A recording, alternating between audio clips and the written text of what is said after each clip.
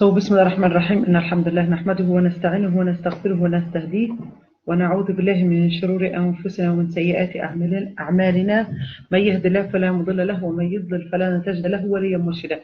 Inshallah, today we're going to be talking about several subjects. Hopefully we can complete as much as we can because we don't want to go into Ramadan. Actually, we will be because I'll be traveling to Lebanon to do my PhD defense, inshallah. So the following week, I'll be off. What does a defense mean? So when you actually do your master's degree or your PhD, you write a thesis or a dissertation. And academics, professors within that field, for the PhD, like 4 professors within that field, try to challenge and test your ability to research in an academic way and challenge your ability to go to the resources and come about with a result that pretty much nobody has researched before. So they'll be seen, are you qualified enough to actually be considered a doctor in that field? All right, so that's going to be 4 professors. Yeah, it's definitely stressful, but it's very important to actually have professors that test your ability to research, and your ability to study in that field. How do you actually do it? All right, how to seek knowledge. The prerequisite generally for seeking ilm is learning the basis of that ilm. And when you say learning the basis of the ilm, you're actually talking about the main keys in order to understand that ilm. And when we're talking about Islamic studies, we're actually going back to understanding and getting the keys to opening the doors to learning Islam.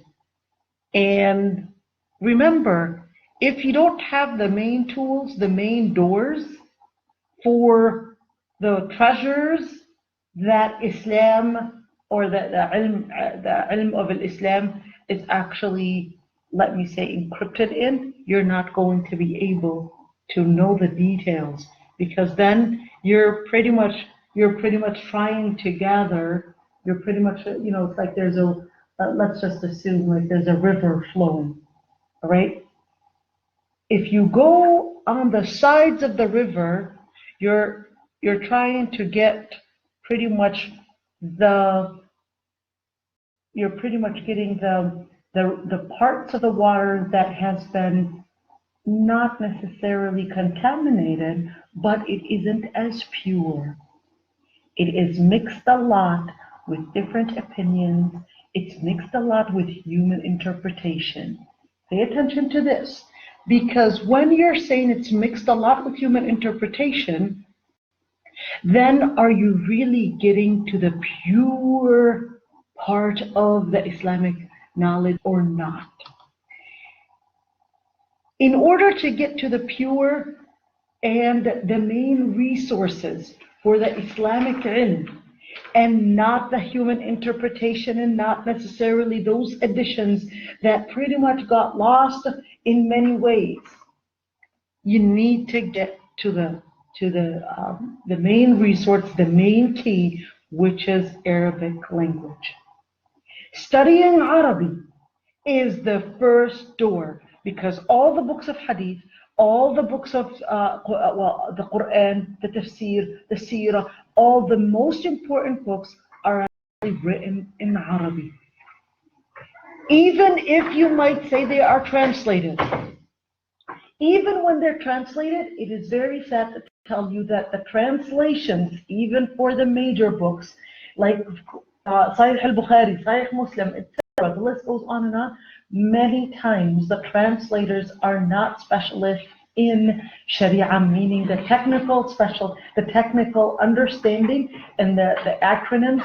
They might actually translate the literal word of it, the literal meaning, the literal definition, rather than translate the acronym or the idiom or the definition used within that field.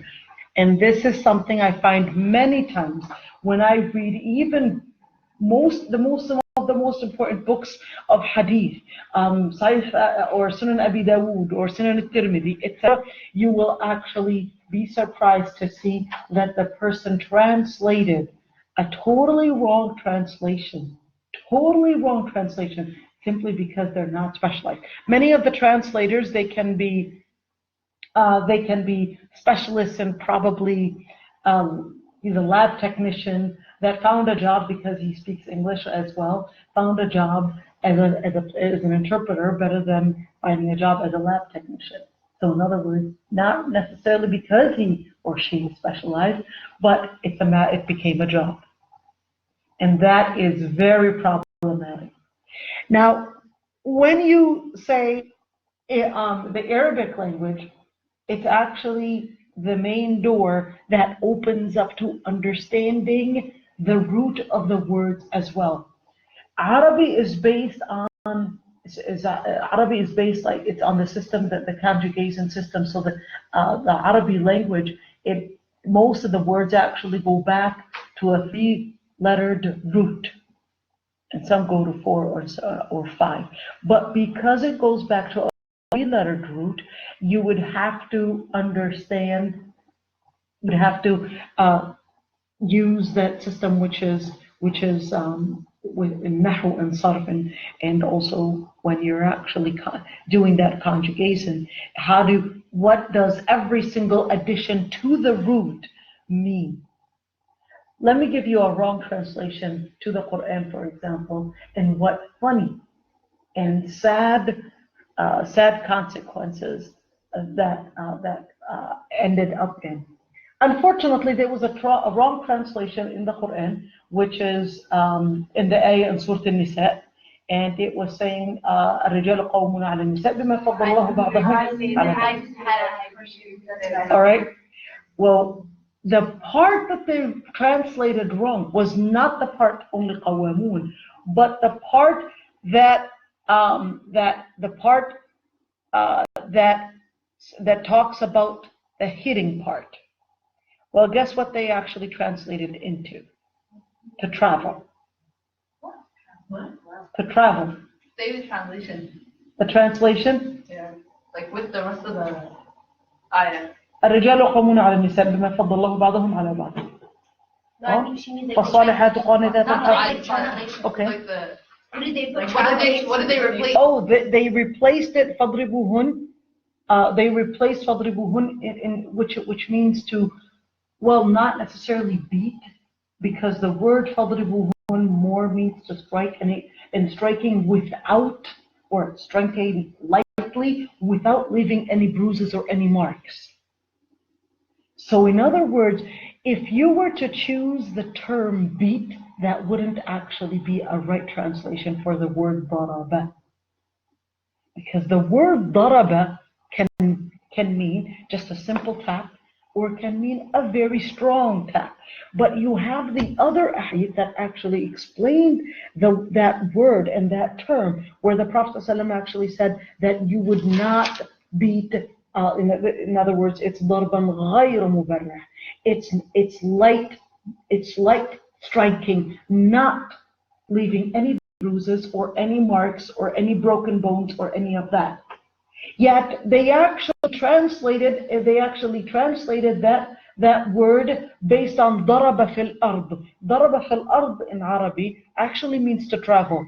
But in order to have it ضرب في الأرض meaning to travel, it would have to have ضرب في الأرض and not just the word ضرب. Evidence that the Sahaba did not understand it to travel is that the Sahaba, when that ayah was revealed, many actually beat their wives.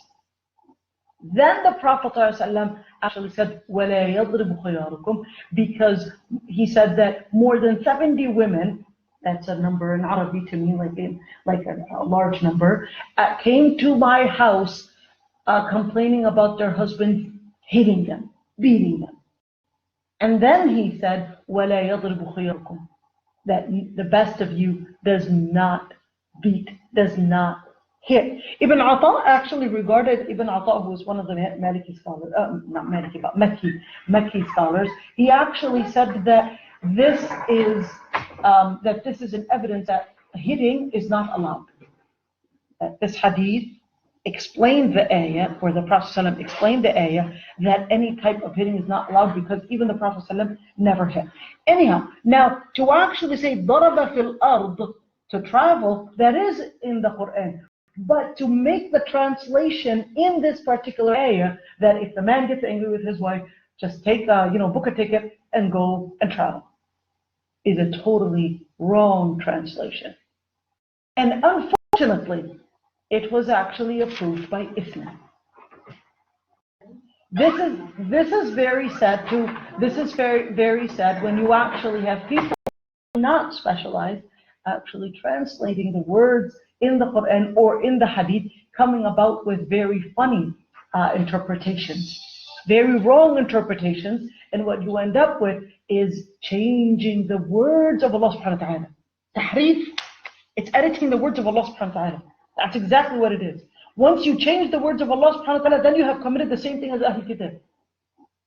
In changing the words of Allah subhanahu wa ta'ala. It starts out with with editing the translation or putting a different translation because of the wrong understanding, and then it actually becomes something that becomes the deen of the people. And the Prophet ﷺ said, "Unduru amman ta'khuduna dinakum." See and make sure you actually detect, or you not detect, but you seek the qualification of the person that is teaching you your deen. Because this is a deen.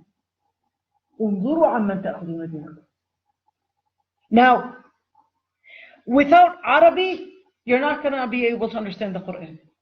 Without the Quran, without understanding the Quran, you're not going to be able to understand the Islamic creed. Now, one thing when we say Islamic creed, the Aqidah, there's lots of details. There's lots of details when we say Islamic creed. Lots of details that I would say many had focused on the past confusions in Aqidah, and unfortunately, instead of bringing the main Safi, the main pure Aqidah, and scrutinizing the creeds of today, many unfortunately stayed in history and discussing the different aqaid of the past. And this is very sad, that we don't have, unfortunately, scholars that took the path of the previous scholars in defining, or let me say classifying, the right aqidah from the wrong aqidah based on, or looking at the reality of their life today. So they'd be discussing the past aqaid. They'd be talking about the people that existed in the past.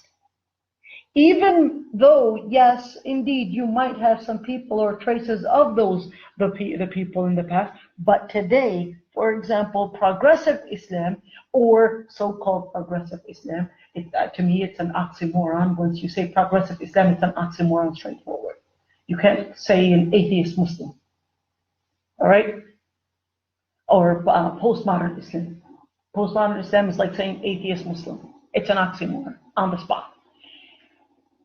When you study Aqidah, you first study the base of Aqidah to make sure that you understand what the Prophet ﷺ was delivering, the message, what the message that the Prophet ﷺ was delivering. And then from there, you're able to distinguish the haqq, the right Aqidah, the pure Aqidah, and then you're able to distinguish it from the different human additions and human interpretations that were affected by different resources, different philosophies, or different cultures, or different religions without you realizing. In other words, in Islam, we're supposed to go back to what the Prophet ﷺ and what the Sahaba understood of Islam, not bring about a new understanding that suits the modern understanding or the modern interpretation of religion.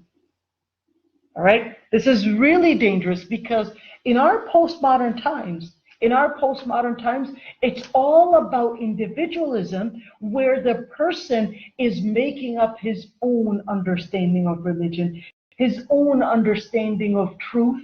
Therefore, that concept in Islam, just to say, making up your own, that individualism, making up your own understanding of truth, making up your own understanding of the text on the spot, this is not bid'ah, but this is what led to Yahud and Nasara and all the people in all the different religions to actually take a different route in understanding God Almighty and Tawheed. That's what led all these different nations lose their compass in figuring out haqq from batil. It was all just a human interpretation upon human interpretation, and then the text itself, the words of Allah subhanahu wa ta'ala, they would get lost. The other part, which is usul al-fiqh. Usul al-fiqh, and studying usul al-fiqh is very important, because usul al-fiqh, what is the study of usul al-fiqh? The study of usul al-fiqh is the study that defines for the scholar of fiqh, which is the scholar that studies Islamic law, defines for them the references. Because this is a very key information. Because when I say something is halal or something is haram, what are the resources that I go back to? How do I understand these resources and put them into a perspective where the perspective, we say, in action? How do I put it in action? So the person that studies usul al-fiqh is a person that defines for the scholar of fiqh, in order for you to understand Islamic law, okay, you have to go back. Okay, what resources do I go back to? What are the resources that do I go back to?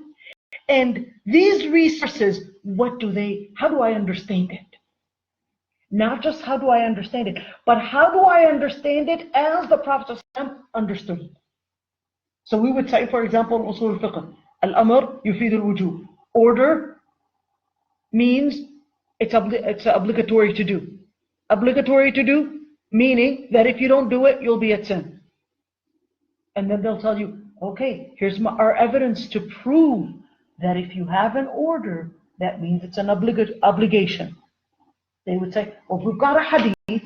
Again, they go back to Quran and Sunnah. It's not that they're defining for you in order to make up a thought. No, they go back to Quran and Sunnah. From Quran and Sunnah, they would prove to you the interpretation and how you understand Quran and Sunnah. So they go back to Quran and Sunnah and say, "Sallu kama ra'aytumuni usalli." Pray as you see me pray. They'll say, all right, that means this is an order. Here's another one. Sayyidah Aysha had a bonds girl. Her name was Barira. What's her name? Barira. Barira, Sayyidah Aysha decided that they were going to free Barira. Barira was in love, her husband, that's Barira's husband, he basically did not get freed. So Barira decided that she doesn't want her slave husband anymore after she had become free. So that man decides to have different Sahaba and the Prophet ﷺ intercede to ask her to go back to him, because he loved her so much. Now what happened was that the Prophet ﷺ told Barira, go back to him. And she said, Ata'muruni ya Rasulullah? Are you ordering me? So the Prophet ﷺ, look at this, because she understood that if this is an order, I cannot refuse. So the Prophet ﷺ said, La bal ana shafi'. No, I'm here just interceding for, I think his name was Mughith, or Mughith, I think his name was Mughith. Mughith, I think. Alright, now the Prophet ﷺ said, La bal ana shafi'. Now here the Prophet ﷺ is explaining that order. How did Barira understand it? Barira understood it that an order means obligation. So when he told her, go back to him, she said, can I understand what you're trying to give me here? Is this an order? Why? Because وَمَا كَانَ لِمُؤْمِنٍ وَلَا مُؤْمِنَةٍ إِذَا قَضَى اللَّهُ وَرَسُولُهُ أَمْرًا أَن يَكُونَ لَهُمُ الْخِيَرَةُ مِنْ أَمْرِهِمْ. Simple. If Allah subhanahu wa ta'ala, for a believing man and a believing woman, if Allah subhanahu wa ta'ala or His messenger give an order, they would not say, but I have another option. They're believing men and women. That's why even when the hijab was revealed, what did they do? On the spot. On the spot. They started cutting off and ripping from the different garments that they can see around them, or even from their own garment. They would rip the addition or the addition from their own garment and put it up above them. They knew it was an order. All right? When we say usul al-fiqh, in other words, it's understanding based on the Quran and Sunnah. How am I supposed to understand Quran and Sunnah? And how do I actually use that ilm in order to derive Islamic rulings? It's one side. The other side of usul al-fiqh is understanding who's qualified to explain Islam and who's qualified to derive Islamic rulings. Who's qualified? Who's qualified to derive Islamic rulings? Right? Who's faqih? What is he supposed to be specialized in? What makes him a qualified person or not a qualified person? All right? That's the study of usul al-fiqh. The other science is mustalah al-hadith. Mustalah al-hadith is different than the other sciences of al-hadith, because mustalah al-hadith you're actually talking about the science that studies hadith in itself. How do you study what is called ilm al-rijal? How do you study what is a hadith mursal? What is a hadith mu'tal? What is a hadith mudraj? What does it mean? And is this hadith authentic or not authentic? What defines an authentic hadith? How do you prove if this is an authentic hadith or not an authentic hadith? And what basis do we go back to? This is all a separate science. Now, you don't necessarily have to study each and every single one of these in detail, because each one has a specialist in it. So Ibn Hajar is, for example, a muhaddith, although he was also a qadi, but he's not necessarily a mufassir, a scholar of tafsir. Versus, for example, you have other scholars that are more like a Zamakhshari, more of a mufassir than a muhaddith, for example. Jassas, more of a faqih from the madhab Hanafi, more of a faqih than a muhaddith. In fact, in hadith, he went far. Now, the study of fiqh is the study of Islamic law, Islamic jurisprudence.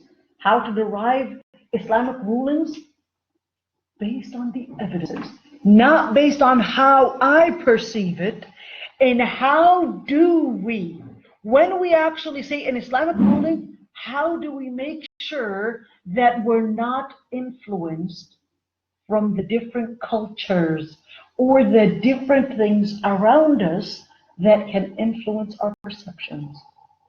How do we go back to it? This is extremely important. How do we derive the Islamic ruling from them?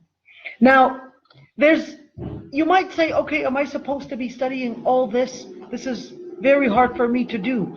You don't necessarily have to study each and every single one in detail, but you are required. It is extremely important in order, if you remember, our class is about talib al ilm, the seekers of ilm, meaning the ilm al-shar', the ilm al-Islam. We're not here talking about scientists. All right? For the person that is studying to seek ilm, to be a specialist in generally Islamic studies, or be specialized in any of these sciences, you have to at least have knowledge in each and every single one of these sciences. Every single one of them. At least the basics. You have to.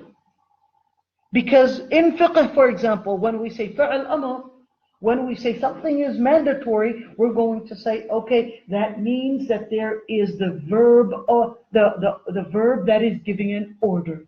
You need to distinguish between a verb that gives an order and a verb that is giving an exception. All right? How do I actually, because that's going to take the amr from being an order to actually being halal. How do I understand this? And unfortunately, it's very sad to say that a lot of the problems in this so-called postmodern Islam that we're facing today is really because many of the people that are speaking about Islam are actually not specialized in Islamic studies. They have general knowledge on Islam, and then their own interpretation comes in. That's one. Number two, what we're actually seeing today is that many that are not specialized, or what do we mean by specialized? Able to go back to the resources, to the original resources that are in Arabic, that are in the original resources in hadith, in fiqh, in tafsir, in the Quran, etc. You have to go back to the original resource. What you end up with is that people are going back to the translated ones, and then when you actually come and explain to many that that's not what the ayah is saying or what the hadith is saying, they'll actually give you the translation. When the translation comes in, how do I actually go back and prove it? Now, one thing is that they'll say, okay, here it is, daraba fil ard. In another ayah, they'll say, here's daraba, here's the root daraba, and here's the root daraba. Voila, here we go. We've got it right there. Daraba fil ard, or daraba just means to travel. That's not what the hadith is. Makes you look cooler. Definitely. That, oh, marriage counseling, a new type of marriage counseling, just book a ticket and get out. Makes you look a lot cooler, makes you look a lot more modern. Right? But that's not what the ayah is saying. And that's the same for hijab. You've got people, oh, look, the word hijab, it's not even in the Quran. Of course, you're looking for the wrong word. That's true. The word hijab is not necessarily, meaning the head covering, is not in the hijab. It's not in the Quran. The ayah is actually, وَلِيَضْرِبْنَ بِخُمُرِهِنَّ عَلَى جُيُوبِهِنَّ. You're looking for the wrong word. The ayah in Surah An-Nur and in Surah Al-Ahzab actually called it khimar, and talk about the dress, and talk about who should they appear in front of, etc. It didn't use the word hijab. So they'll tell you, I don't see hijab mentioned in the Quran. That's because you're looking for the wrong word. You're looking for the wrong word. The word that today they would use in even the media, that's a different term than the Quranic or the Islamic term. All right? Now what you end up with is that people telling you, I don't see the word hijab in the Quran. How do you explain? How do you explain to those that give all these wrong additions in Islam? You would have to go back to the Islamic sciences themselves. To the Islamic sciences themselves in order to explain the beginning of it. It's very important, even if you cannot necessarily get to mastering the previous sciences. Right now, there are institutions, even online, that can help you take the gradual, again, the word is the gradual steps into seeking ilm. Mishka University, as an example, Islamic University of Minnesota is doing an awesome job, and that's actually by attendance, which is really important. It's not very far from here. I would highly recommend joining those institutions. Mishka University. Although they themselves know, and we all know, that they're not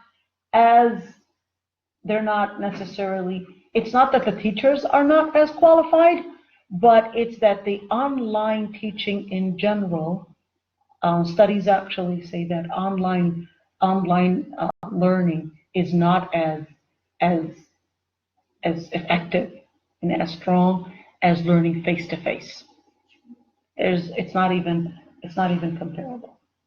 You're comparing 40% to 80% of understanding.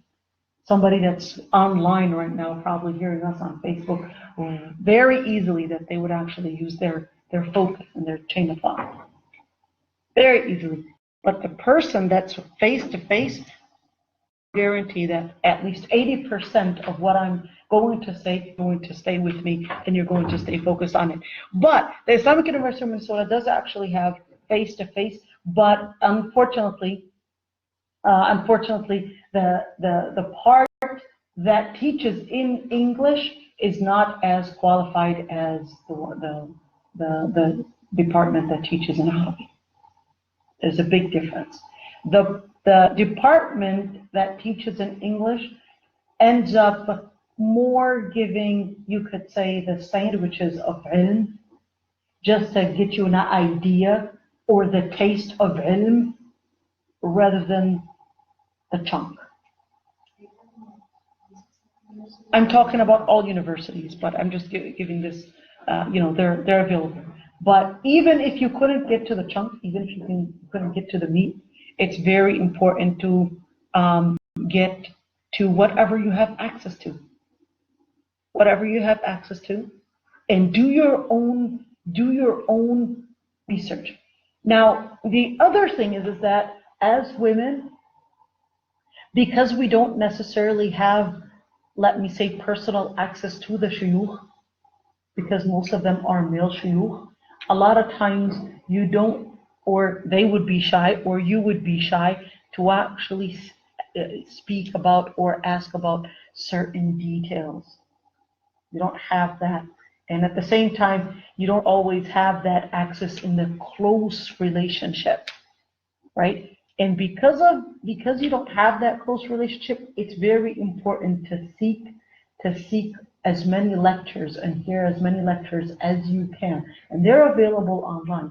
Right now, online, you've got lectures that were recorded for some of the best scholars worldwide, some of the best scholars, and you're actually seeing YouTube videos, etc., and hear it not just once, twice, 3 times, 4 times, 5 times, until you get and absorb as much as you can from that ilm. Although it is true, and the professors also know it, that they're trying as much as they can to give the ones that study in English the ilm, but there's nothing like studying it in Arabic, not whatsoever, because these are detailed in specific terminologies that have certain definitions that you have to go back to. Now, but like I said, even if you can't get access to going to the other universities, for example, it's very important to at least get what you have access to. And whoever seeks a path for ilm, Allah subhanahu wa ta'ala will open the doors for them to get more ilm. All right? Allah subhanahu wa ta'ala will open the doors of ilm. من سلك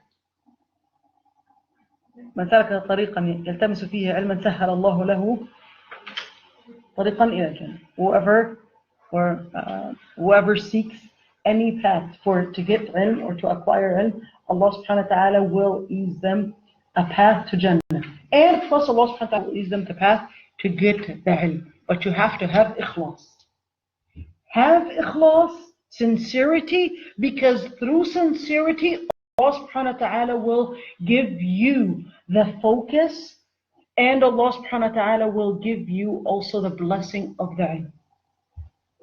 Now, studying abroad, many universities have places for sisters.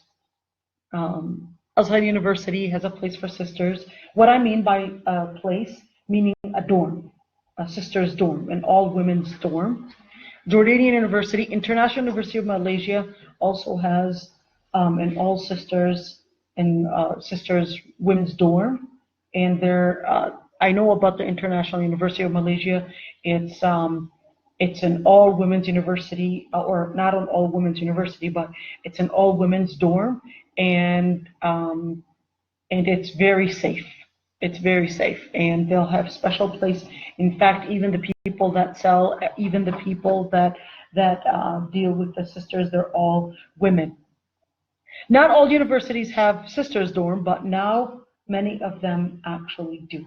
Yet, it's very important to actually discuss when we talk about, okay, so they have a sisters dorm, regulations for women's education. Allah subhanahu wa ta'ala says, يا أيها النبي قل لأزواجك وبناتك ونساء المؤمنين يدنين عليهن من جلابيبهن ذلك أدنى أن يعرفن فلا يؤذين وكان الله غفورا رحيما.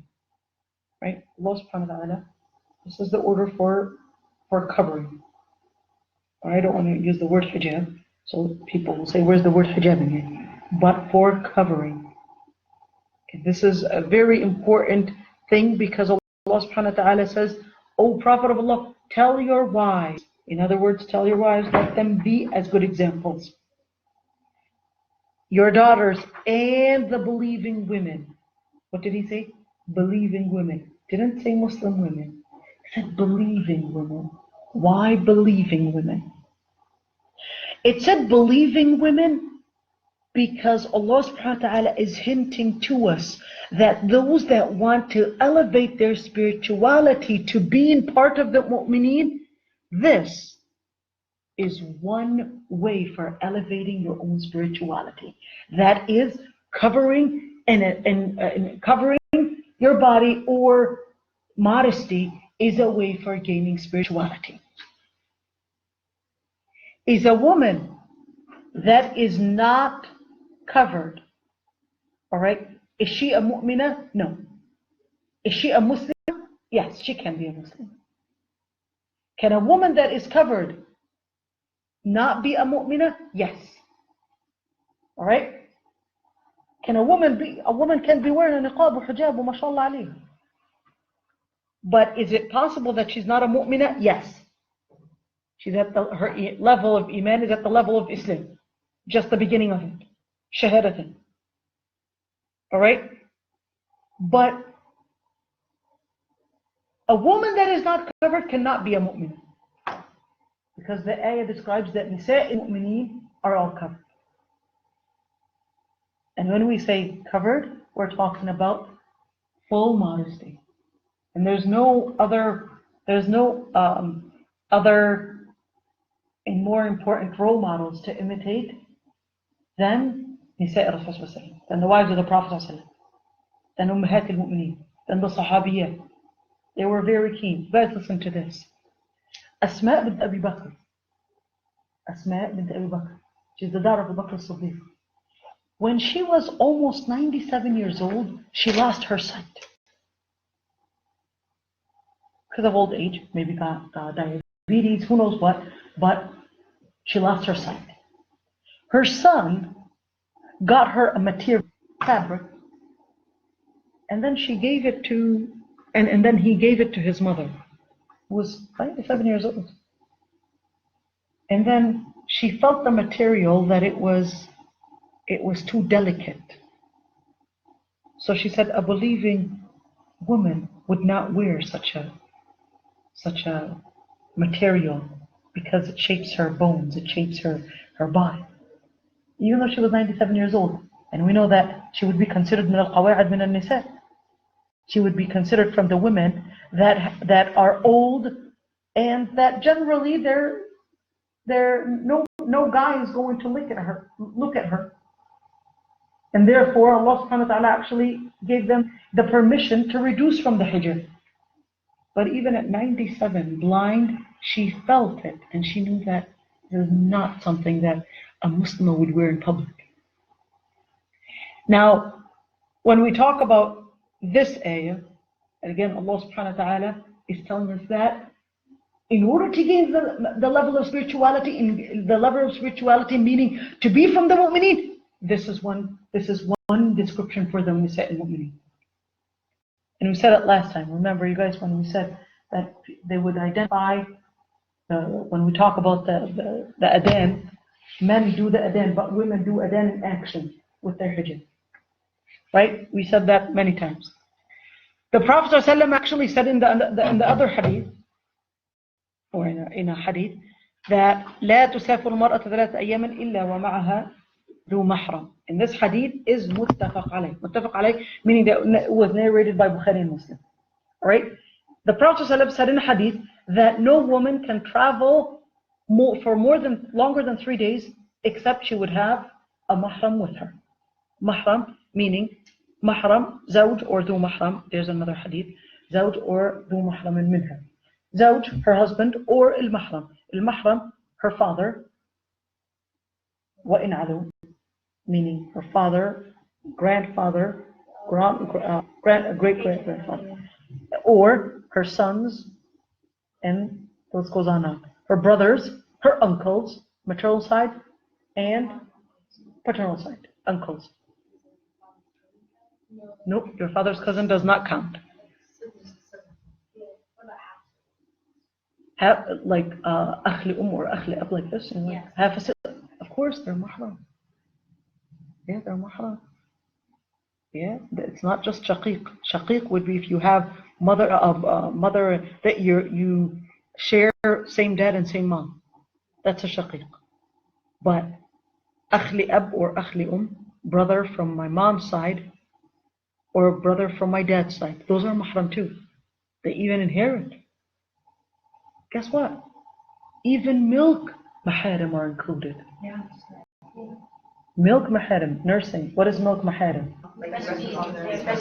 Yep, the ones that you share same mom that breastfed. All right. Now those are also included. We're going to talk about this in detail in just a bit. All right. The Prophet ﷺ said, لا يخلون رجل بامرأة إلا ومعها ذو محرم. That no man can stay alone, that is, or a woman stay alone with a man unless she had a mahram with her. The other part, I'm just going to go over the hadith. The other regulation, لا تمنعوا إما الله مساجد الله ولكن ليخرجن وهن تفلن. The Prophet ﷺ said, do not prevent the servants of Allah from the women, the female servants of Allah, from going to the masjid. But if they go, let them go without fragrance, without perfume. All right? Now, how do we understand all these different regulations within here? Number one is that for talab al-ilm, hijab or the covering is a mandatory thing. No doubt. Two is that the regulation of travel must be a mahram. We're going to get to the details. Three is that if she actually has a shaykh, that she cannot be with him alone or even go, for example, in chatting and all that as if he was her own brother. Four is that they would still have to maintain the different regulations of hijab. Just as he said that they should not have fragrance, this is going in details. Same thing. You cannot have, for example, with your modest hijab and have all this makeup on. This contradicts it. Because Allah subhanahu wa ta'ala says, وَلَا يُبْدِينَ زِينَتَهُمْ. What is وَلَا يُبْدِينَ زِينَتَهُمْ? The word zina is not identified. It's called nakir. Meaning that it didn't identify. Meaning that it didn't specify the type of zina. But it left it open like this. وَلَا يُبْدِينَ زِينَتَهُمْ. They should not reveal their beautification. A very important tafsir for Ibn Ata. He actually said that وَلَا يُبْدِينَ زِينَتَهُنَّ إِلَّا ظَهَرَ مِنْهَا. Alright? He said that this ayah is differentiating between الزينة المكتسبة والزينة المكتسبة والزينة zina that she was born with, zina al-khalqiyya. Now, one thing is that when we actually look at zina, there's some zina that you add, and there's some zina that you are born with. All right? So generally, the zina that you actually have, all right, you're generally supposed to be covering any type of zina. Any type of zina. Meaning, don't add any zina. Whether that meant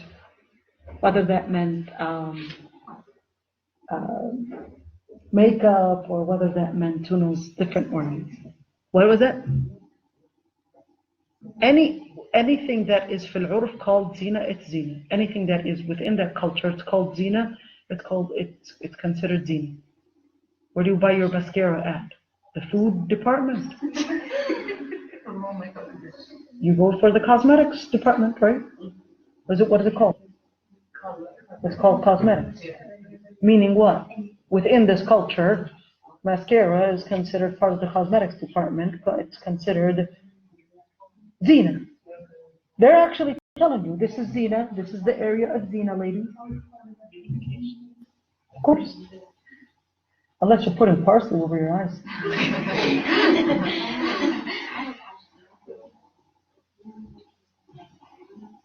Fragrance? Yep. What was it? Deodorant. Deodorant, there's unscented.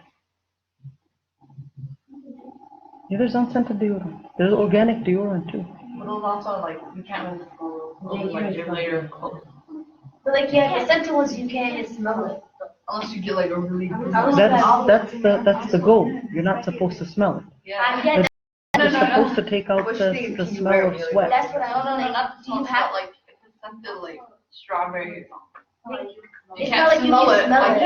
the next person can. I've never smelled deodorant. You know, generally, اتقوا الله ما استطعتم. Okay, اتقوا الله ما استطعتم. So if the scent is very, it's not as strong, and the person can't even smell it. All right, but I don't understand what the object is if the smell's not even there. Where are you putting the? Just get the unscented one, and that's it. Anyway, if you say you can't even smell it. I just like it. Yeah, it smells like a cucumber one, like mint. It smells like certain stuff. Is it mint deodorant? Yeah. I use specific. Experiment. And it has like an after Generally, اتقوا الله ما استطعتم. Remember, يا بني آدم قد أنزلنا إليكم لباسا يواري سوآتكم وريشا ولباس التقوى ذلك خير. The dress of taqwa is best. Right? The dress of taqwa, they've got fashions on all these different fashions. Allah subhanahu wa ta'ala is telling you, the dress of taqwa is best. What is the dress of taqwa? The dress of taqwa is the dress of the mu'mineen. Who do you decide to imitate? All right? Now, with these regulations comes different questions. Studying without mahram. We know about the hijab, simple. All right? We know the hijab. Studying without mahram. Let me just take a couple of things. All right? Pay attention, girls.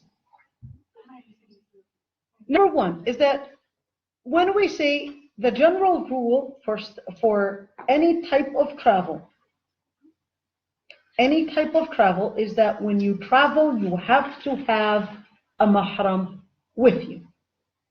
Some scholars allowed that women travel without mahram in case, listen to this, it's safe for ritual with a safe group.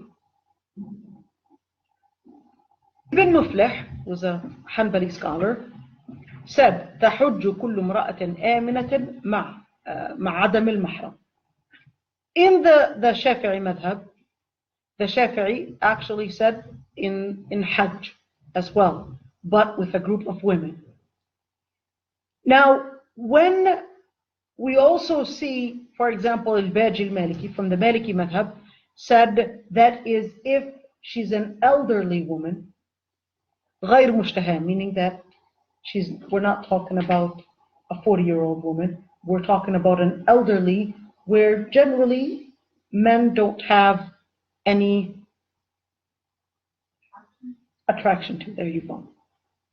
Now, there's another one where, for example, al-Mirwizi, it's actually also a Hanbali scholar, actually said, جواز ظاهره جواز خروجها بغير محرم.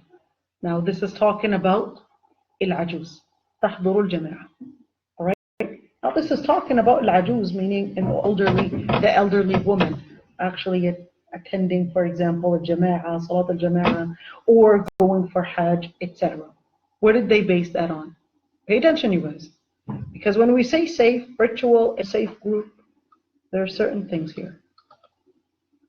Why did scholars have different opinions on the issue? Listen up, you guys. It's not that they had different opinions on whether it's okay to travel without mahram or not. That's not what they're talking about. They had differences of opinions when it is totally safe for the elderly, let's go back, for the elderly, and for ritual, like Hajj. And when we say safe, some like the Shafi'i madhab regarded that it's with a group of women. All right? When we say safe group, like a group of women, or for ritual like Hajj. Now, is talab al-ilm up to the level of ritual as Hajj? Hajj farida, rukn arkan al-Islam. It's one of the pillars of Islam. But talab al-ilm is fard kifaya. What does that mean? There are two types of obligations. Fard kifaya or fard ayn. Fard ayn is it's an obligation upon every single individual. The 5 daily prayers, Hajj, upon every single individual. Fard kifaya is actually fard that is on the community. All right? Generally, when we speak of the fara'id, whenever we speak of, there are certain principles in Islamic rulings. One, the preservance of the deen, the preservance of the nafs, the preservance of the nafs, the preservance, pay attention to this, al-aql, al-ird, al-mal, the preservance of the nafs and the preservance of al-ird comes more and prior to the preservance of wealth. Meaning what? When you want to seek education, when you want to seek a degree or whatever it is, or even a job, it's to preserve your money, your wealth. Preserving your ird is a more important priority than preserving your money. All right? And preserving your nafs is a more important priority. And that's why Islam actually regulated that women travel with mahram. I'm going to be going to defend my PhD, inshallah, May 7, in Lebanon. I'm going with my husband. You can see I'm with my hijab. I'm not going alone. Even though I know how to go alone. And I'm not necessarily a 16-year-old. No, I'm almost 40. I'm almost 40. All right, I'm not a 16-year-old. But I still have to consider the regulation. I still have to consider the regulation, so my husband is coming with me. There's no doubt about that. Why? Because preserving the nafs, preserving the ird, chastity, from anybody harming you in any way, taking advantage of you as a woman, is more important than preserving your wealth or your future degrees or your political position or whatever position you wish to gain from this ilm or from this degree. Let's continue. Why did scholars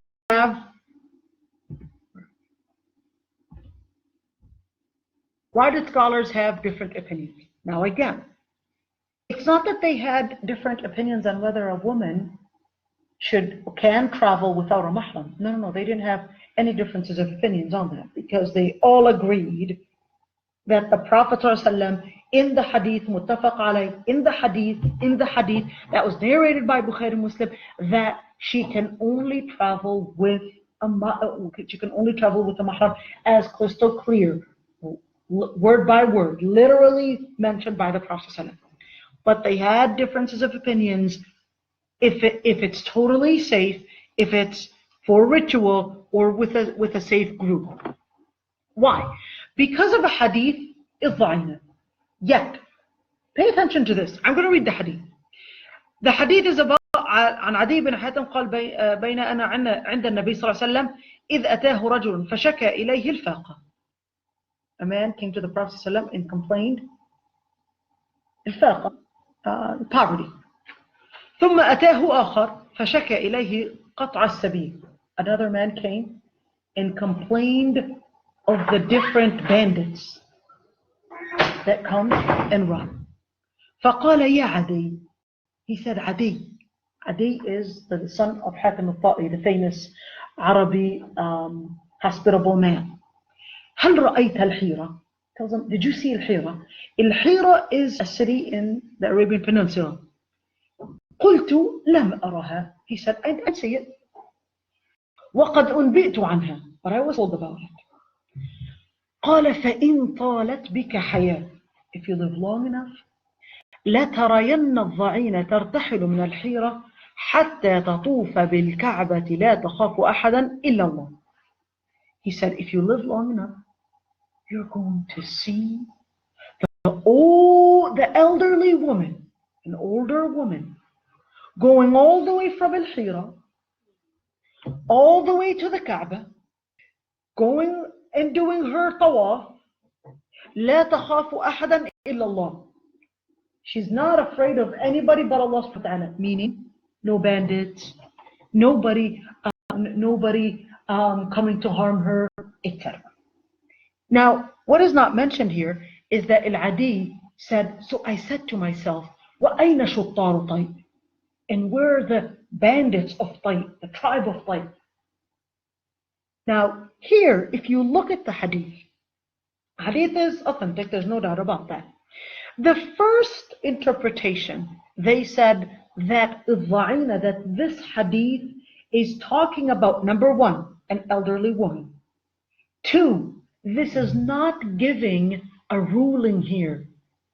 This is talking about informing of what will happen in the future. Just like, for example, when we say what's going to happen in the future with Ya'juj, Ma'juj, Dajjal, it's not giving a ruling. This is ikhbar. This is giving you information about what the situation is going to be like in the future. The other interpretation said that this is an evidence that a woman can have or can travel without a mahram if it is safe. Now, let's continue with this. The opinion that said that she can travel without a mahram if it's safe, all right, is actually not the preponderant ruling. Not popular. Not preponderant doesn't mean popular. An opinion can be popular, but not the preponderant. Preponderant meaning stands on strong evidences. All right, the evidences where the hadith is literally saying to travel with a mahram is clear. Therefore, to take any, in fiqh, remember when we study usul fiqh, we always look at the dalil, we always look at the evidence, and it cannot go from one level of obligatory to another level of ibaha or being permissible unless it has another evidence that makes it like an exception or takes it from that degree to another degree. This hadith is giving an ikhbar. This hadith is describing a situation. That's why he said idda'ina, a woman that is an elderly woman, an older woman. She's traveling without a mahram And this is the Prophet ﷺ is describing that the situation is going to be that safe. Now, traveling without a mahram is different than staying in a place without mahram. All right? So, if, for example, your mahram, your father, for example, goes with you, travels with you, goes to Malaysia, all right? And then makes sure that the place is safe and sees that there's a whole women's dorm there, all right? Sees that there's a whole women's.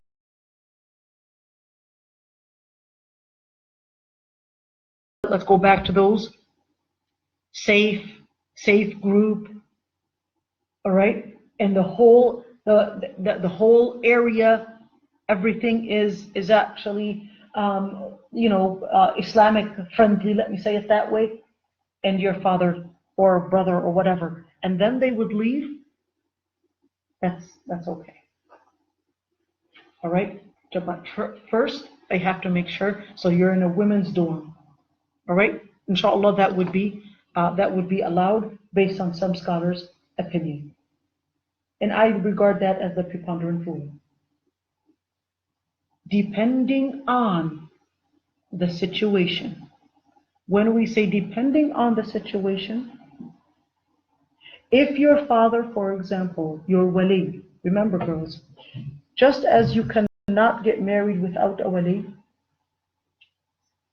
right? Just as you can't get married without a wali, you can't also, without your wali's permission, if he feels that it's not safe for you, you can't say, but no, just come, you don't want to, I'll do it by myself. No. Your wali is supposed to take responsibility. That's an order from Allah subhanahu wa ta'ala to make sure you're protected. Help your wali protect you. All right? Help your wali protect you. Make sure that you're actually taking the safest route in order to protect yourself. Now, that is, again, number one, is that he sees that there's an all-women's dorm. The area is with nisa mu'minat. When we say safe group, nisa, believing women. Not any type, oh, I'm going to Duluth and my dad's leaving me there, or Chicago and my dad, he saw the place and we're with a 9 or 10 girls in this dorm, and most of them are actually not nisa mu'minat, not believing women. They have to be believing women. They have to be good in their deen. They have to be good in their akhlaq. Remember, when we said safe group, we're not here talking about safe group meaning that they're not going to rob you. That's not what we're talking about. But we're also talking about safe group even to maintain and preserve your deen as well. To be there to support you. So if, for example, you're, I don't know, let's say 7 sisters from Minnesota, they got a scholarship from University of Malaysia, and they were together, and mashallah mu'minat, etc.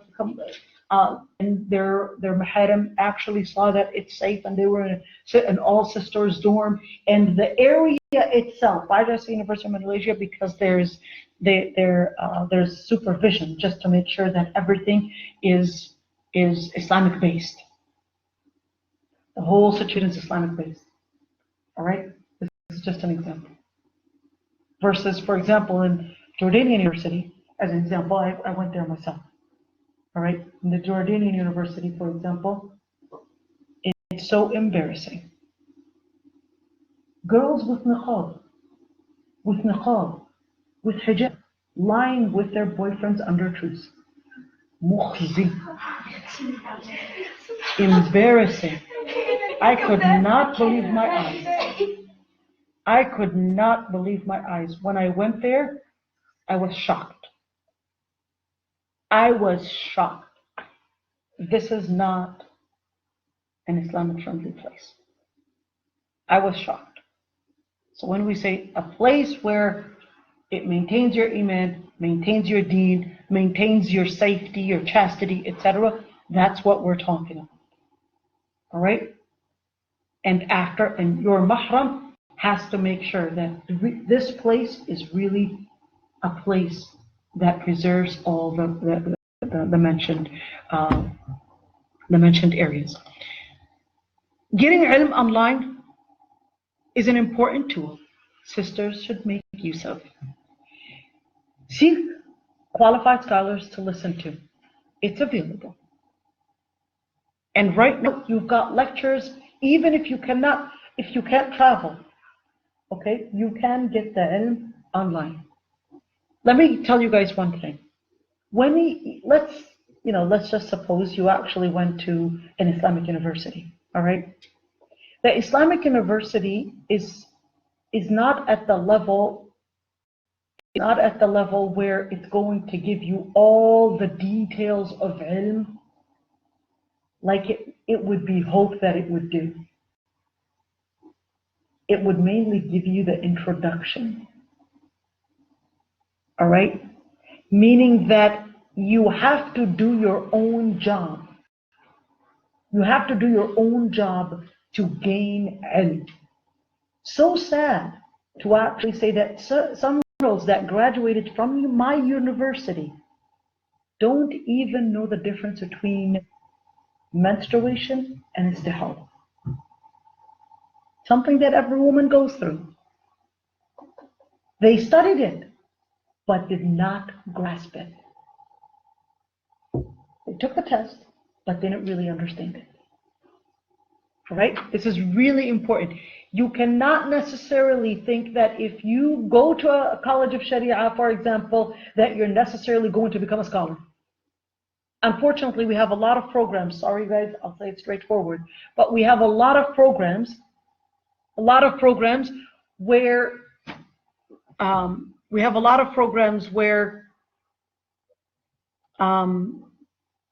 they're called the alima programs.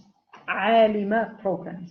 It's only a 2-year program or a 4-year program, and they would really think that they became alima. No, it takes a lot more to become ilm. Even a PhD, even a person with PhD does not necessarily mean that they have become ulama. Ilm is when other ulama endorse their ilm. Yes, PhD or masters, the scholars would actually test and challenge their ability for ilm and challenge their ability to research and give ilm and understand ilm. But that would make them good talib ilm. Good talib ilm. For a alim, that would need other scholars' endorsement that this person is a alim. But to go through a alima program in UK or whatever and think that, oh, she became a alima. Speaking of that, when you say ilm, al-ilm al-shar'i, when you study Islam, it's different than studying about Islam. Many would actually, for example, have studied at Cambridge University, studied Islamic studies at Cambridge University, for example, or studied Islamic studies at Harvard University. That does not qualify them to give fatwa, because that they study about Islam, not study the resources of Islam and how to derive the ilm. That's a totally different thing.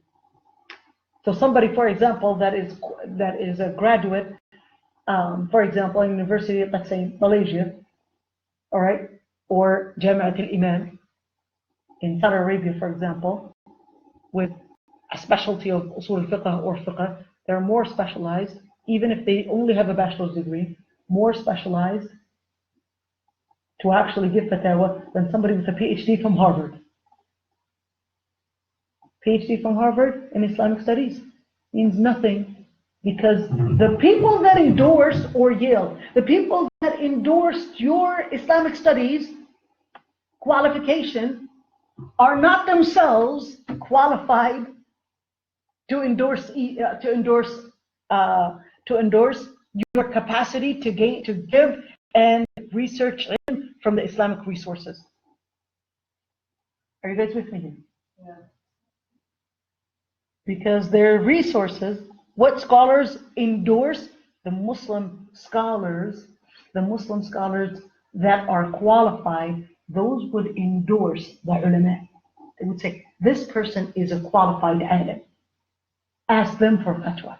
Ask them for ilm al-hadith. Ask them for tafsir.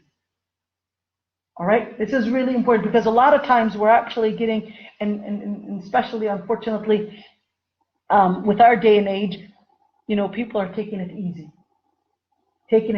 Islamic studies, and that's it. Why? And a lot of times the word Islamic studies, people use it as a way, let me call it, to hide behind the badge of Islamic studies from defining that takhasus, that specialty. Is it fiqh? Is it hadith? What is it really? So Islamic studies.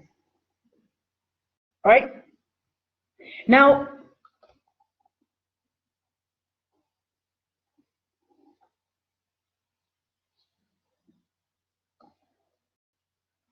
getting ilm online is a very important thing, but you have to have patience. Go ahead.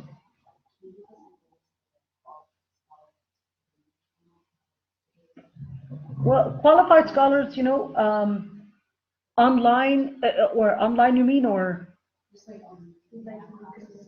Hatim al-Hajj is very qualified, mashallah. Hatim al-Hajj, very qualified. But you have to be patient with listening to his lecture. We can go into lots of details. Salah al-Sawi, Dr. Salah al-Sawi, very, very qualified. In fact, he's probably one of the most qualified ulama in the US. Dr. Salah al-Sawi. Another qualified, Dr. Walid al-Manisi is very, very qualified, but I know he speaks Arabic, but sometimes they would have translations. So he's very qualified alim. Salah al-Sawi. Al-Sawi, very qualified alim. Those are, there's Ma'na al-Qudha. Ma'na al-Qudha, he's actually one. Walid Basyuni. One of the most qualified to give in fiqh especially is Yasser Burjas, by the way. Very, very qualified, mashallah. Yasser Burjas. Yeah.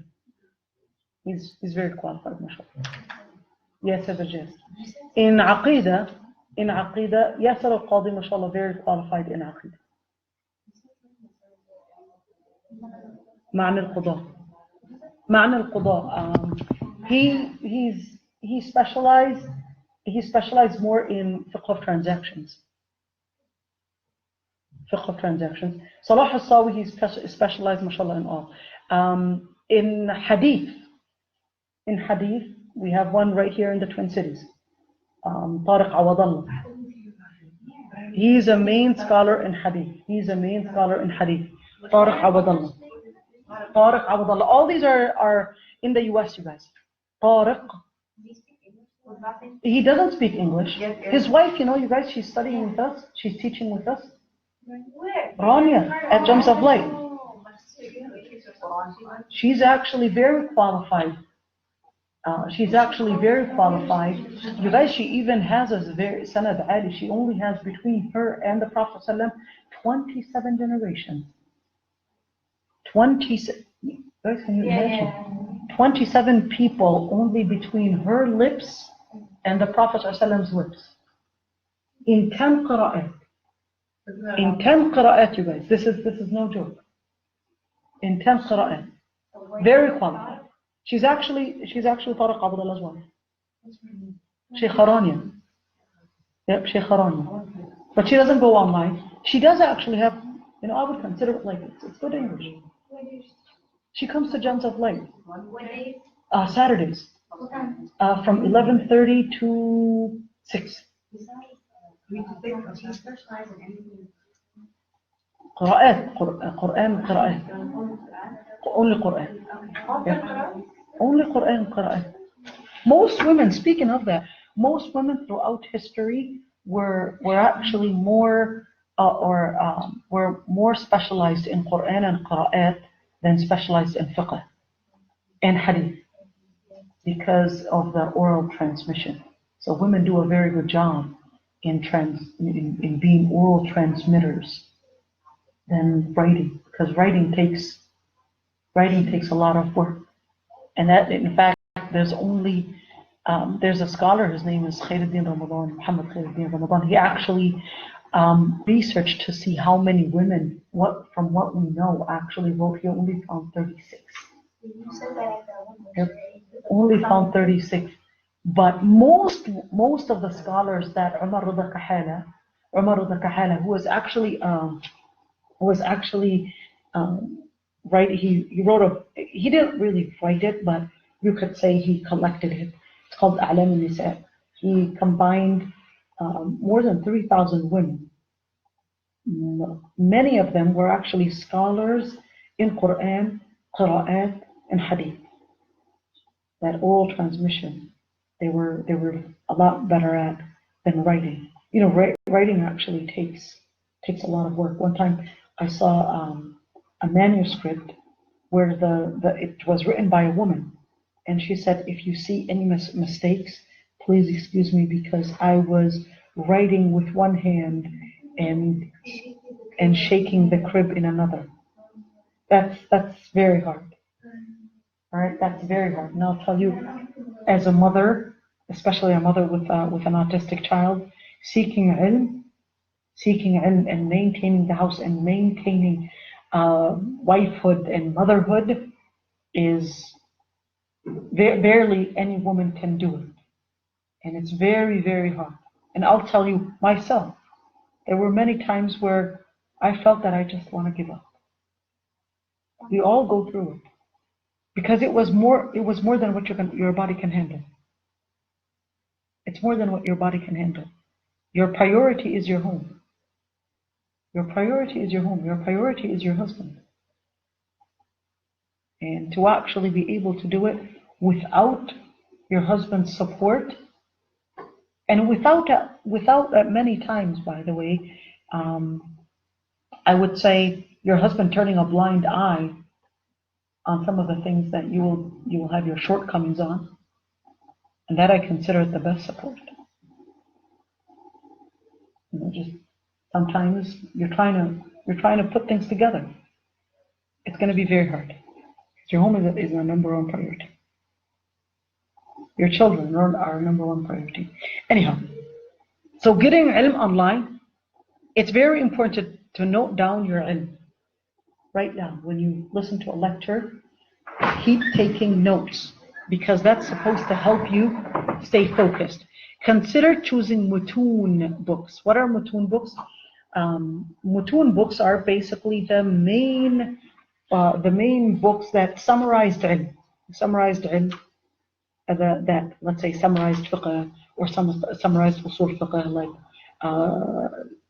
for example the waraqat, or those waraqat, meaning it's an usul fiqh. It's just that it's supposed to be really it's supposed to be small. It can the method itself can be just a couple of pages.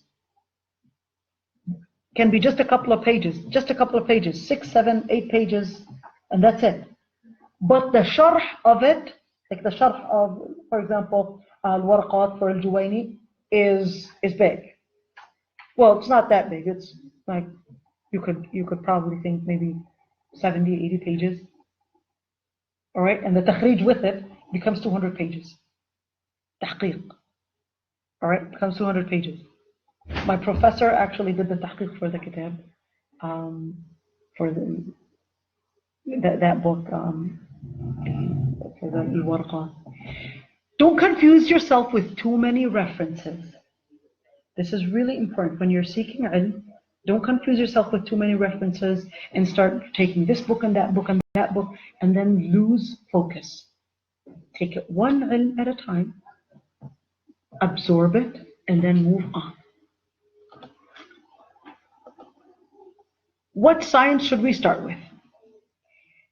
Number one is that although scholars generally had differences of opinions on whether you should start with things like memorizing Quran or mathematics and Arabic, etc.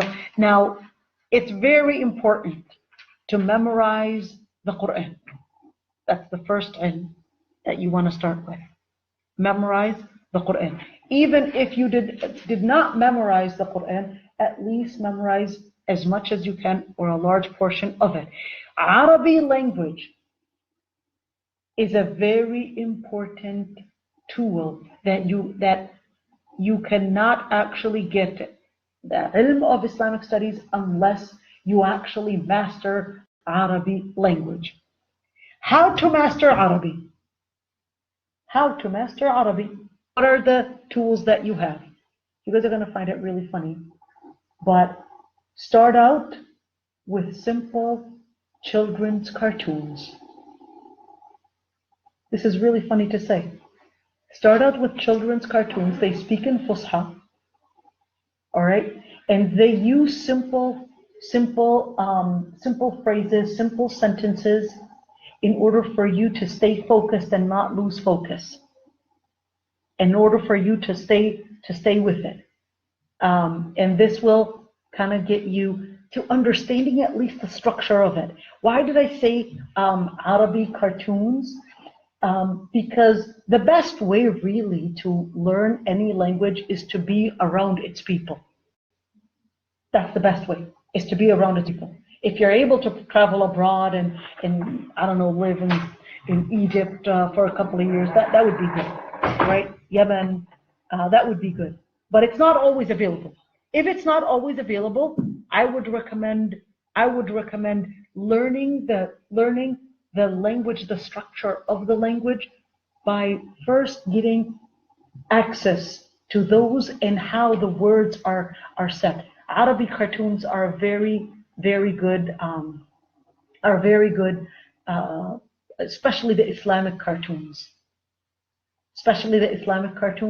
There's a very good Islamic cartoon. It's called Qasas al-Quran. Qasas al-Quran.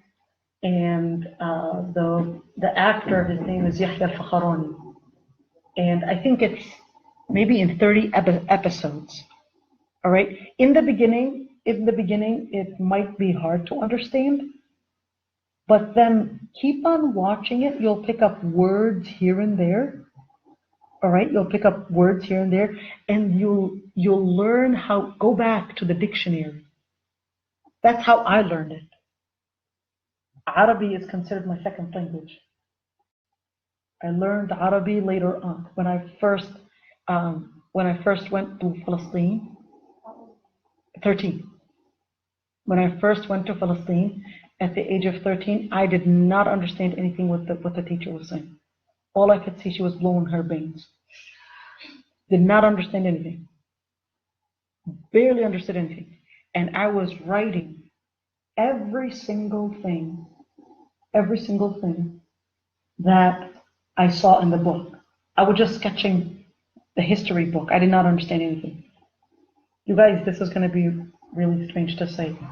The first test that I took in the Deen test, it was a subject called Islamic Studies test. I got 2 out of 50. Guess why I got 2 out of 50? Nope, I wrote my name and I copied the questions on the board and I only answered one word, is-sakina it-tama'nina. The question was, what does is-sakina mean? I remembered that it was a tama'nina. Or tama'nina. And I put that down. And I got 2 out of 50. My main shaykh at the time was Sheikh Yusuf Abu Snina. He was actually the professor, he is until now, the Imam of al-Masjid al-Aqsa. He's the Imam of al-Masjid al-Aqsa. He was the one that actually, I would say, began to mentor me in learning Islam. Began to mentor me. In the beginning, I did not understand anything. Got 2 out of 50. I'll never forget that. In fact, I still have the test in Palestine. I still have it. I kept it for me to remember that this is where I started. I started from 2 out of 50. Then after starting to sketch, it took a lot. I was actually, when I later on continued schooling here in the US again. So it was sometime in Palestine and then later continued my schooling in America. And then when I went back to Kulit al-Sharia, I got lost again. If you would see my Sharia books at the time, I was actually putting all these meanings. I was going back to the dictionaries in order to understand what was written in here. I couldn't understand it. It was like relearning my Arabic again. But in the beginning, you're going to feel like, okay, this is Chinese, maybe I should quit. No, keep going. You'll start to grasp one word here and there. And you'll be able to understand it without you realizing you're starting to actually speak, let me say, make sentences. You may not necessarily master in Nahu, the grammar of it. When is it marfu'? When is it mansoob? When is it majroor? You may not master that part. All right? You know what? Mastering that part really needs experts in Lugha Arabiya. To master that part. So don't necessarily think, but you will be able to understand, let me say, the most important things in order for you to read for Talib al Ilm. So Quran, Lugha Arabiya, and then moving on, of course, with other ulum. But in order to be able to know which ilm to go from, don't look at this, not yet, because this is going to confuse you. All right. In order to move on from one ilm to another, it's very important to be part of an institution to mentor you, like an institution, Islamic University, Mishka, etc., in order to mentor you what ilm to go next, what ilm to take after this ilm, what should I study in order to take, you don't want to jump to eating, for example, steak when you didn't even take your breakfast. You're going to get a stomachache, right? And that's the same thing. You won't be able to jump for fiqh, although, I've had people that said they wanted to study fiqh al-nawazil.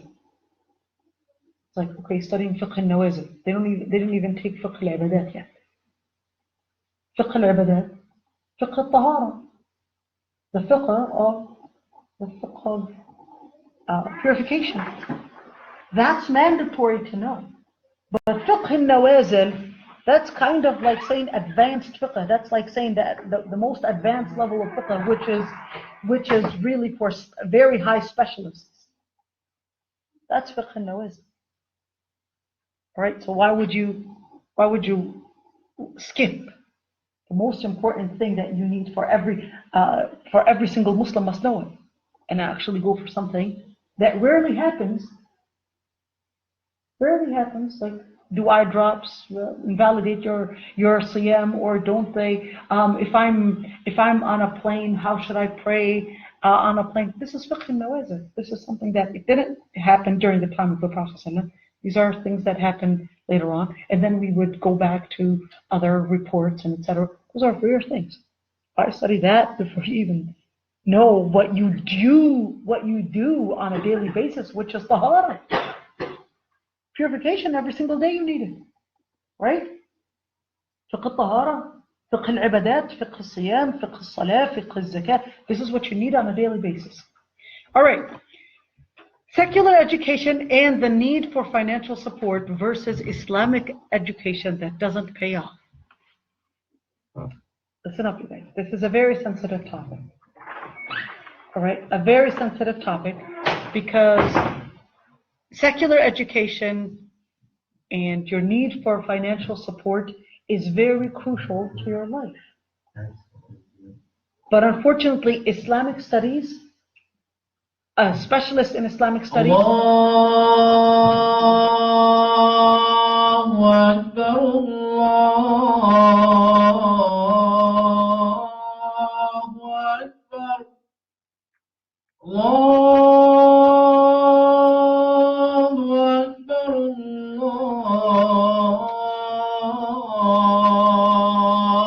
Akbar. أشهد أن لا إله إلا الله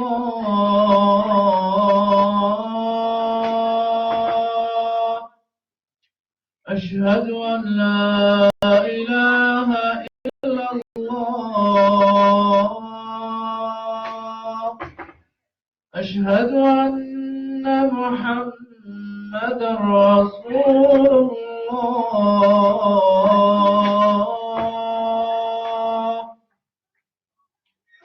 أشهد أن محمدا رسول الله حي على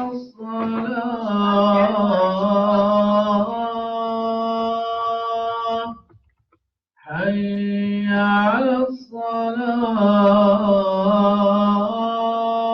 الصلاة حي على الفلاح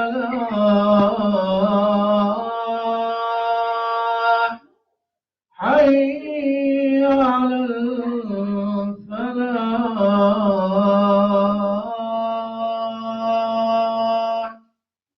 الله أكبر الله أكبر لا إله إلا الله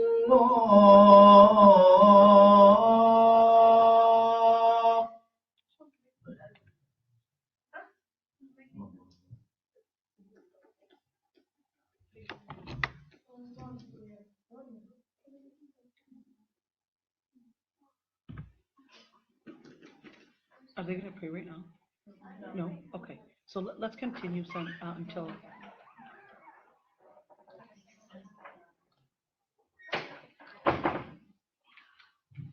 So when we say secular education and the need for financial support, this is a very sensitive, very, very sensitive topic and a very sensitive issue because secular education, like I said, is going to give you financial maintenance.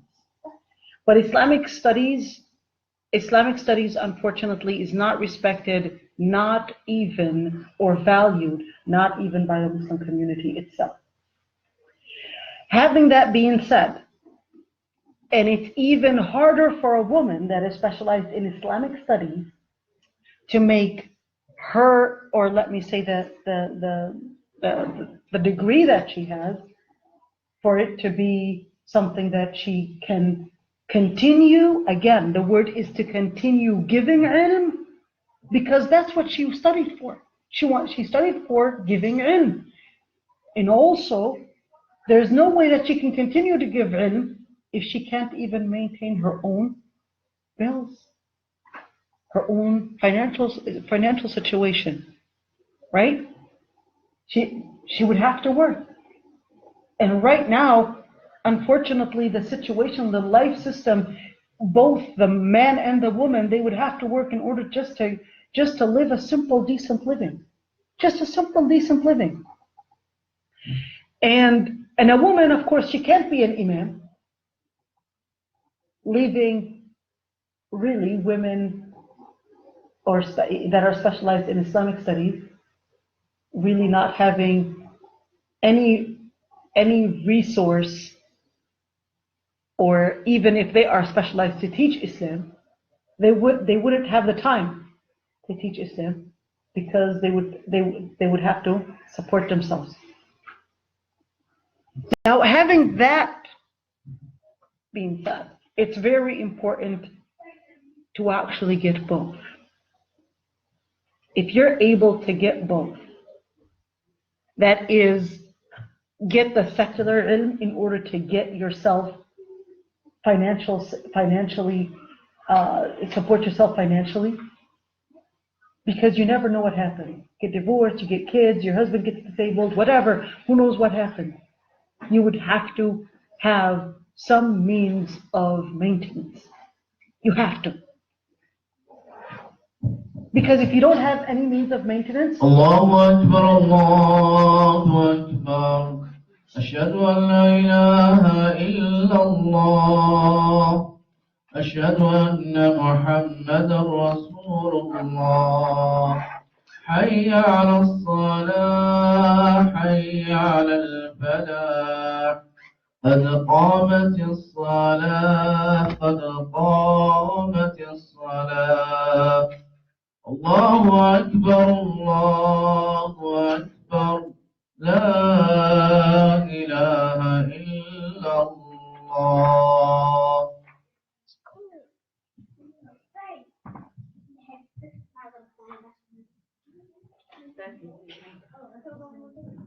استووا استقيموا واعتدلوا.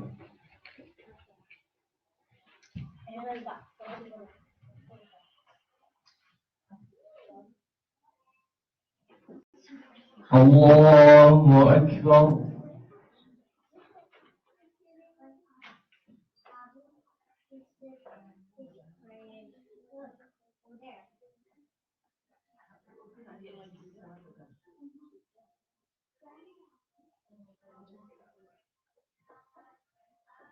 الحمد لله رب العالمين الرحمن الرحيم مالك يوم الدين إياك نعبد وإياك نستعين اهدنا الصراط المستقيم صراط الذين أنعمت عليهم غير المغضوب عليهم ولا الضالين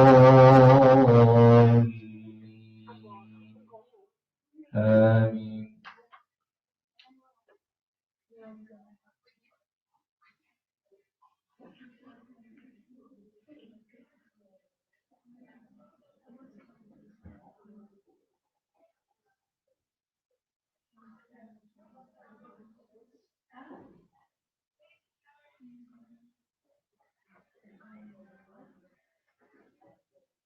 يا أيها الذين آمنوا اتقوا الله حق تقاته ولا تموتن إلا وأنتم مسلمون واعتصموا بحبل الله جميعا ولا تفرقوا واذكروا نعمة الله عليكم إذ كنتم أعداء فألف بين قلوبكم فأصبحتم بنعمته إخوانا وكنتم على شفا حفرة من النار فأنقذكم منها كذلك يبين الله لكم آياته لعلكم تعقلون لعلكم تهتدون ولتكن منكم أمة يدعون إلى الخير ويأمرون بالمعروف وينهون عن المنكر وأولئك هم المفلحون ولا تكونوا كالذين تفرقوا واختلفوا من بعد ما جاءهم البينات وأولئك لهم عذاب عظيم يوم تبيض وجوه وتسود وجوه فأما الذين اسودت وجوههم أكفرتم بعد إيمانكم فذوقوا العذاب بما كنتم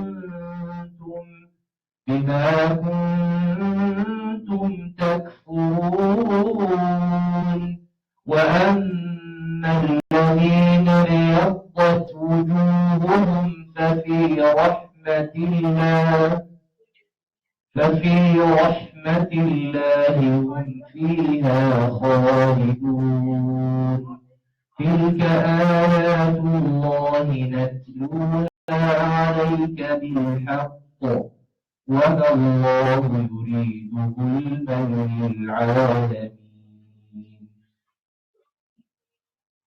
الله أكبر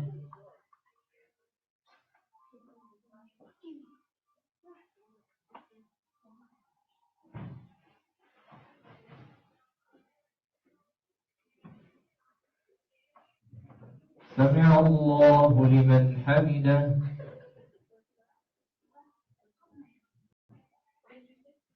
الله أكبر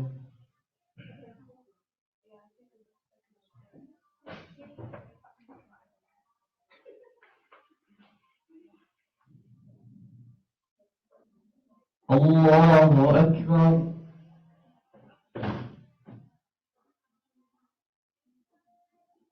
الله أكبر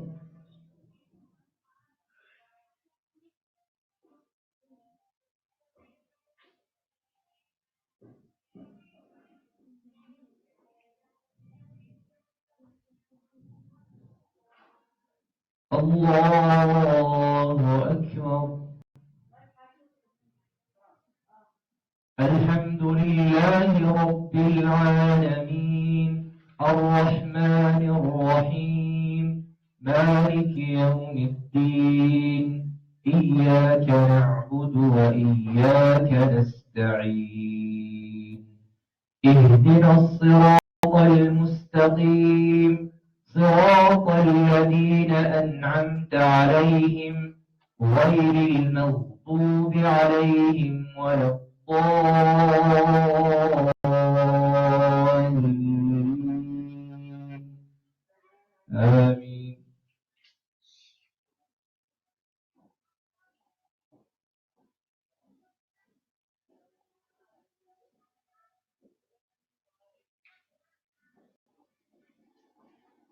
إن للمتقين مفازا حدائق وأعنابا وكواعب أترابا وكأسا دهاقا لا يسمعون فيها لغوا ولا كذابا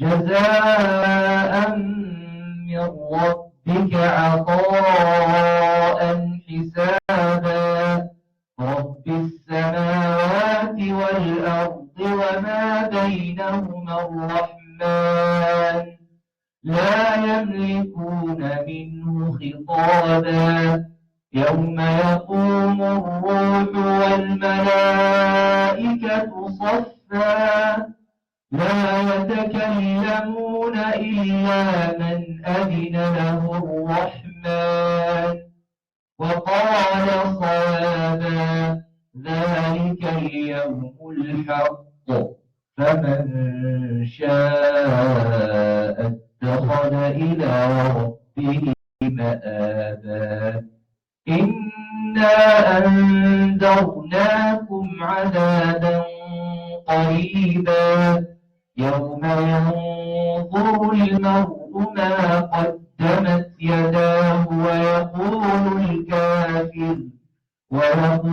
الكافر يا ليتني كنت ترابا الله أكبر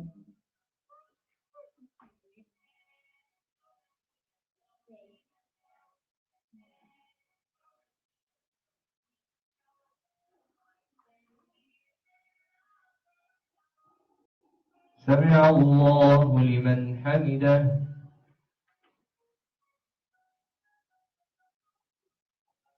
الله أكبر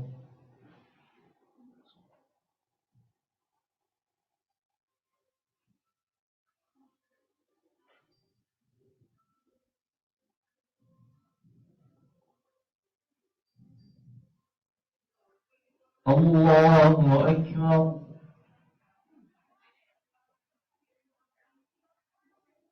الله أكبر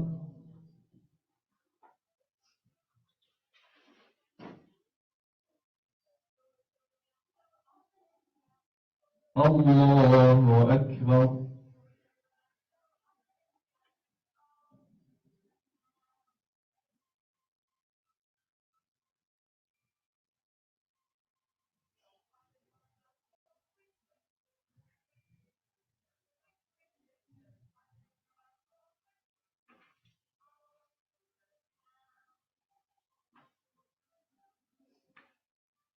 الله أكبر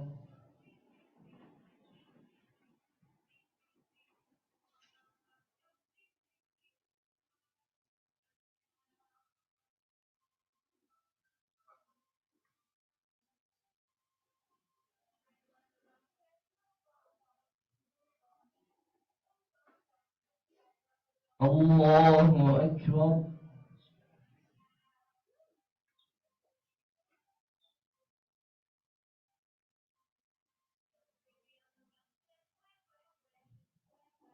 سمع الله لمن حمده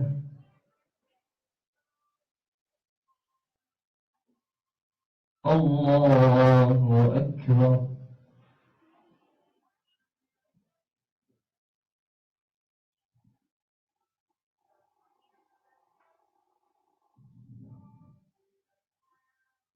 الله أكبر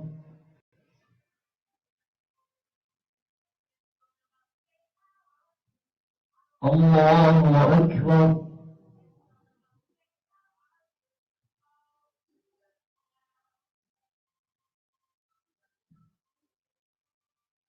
الله أكبر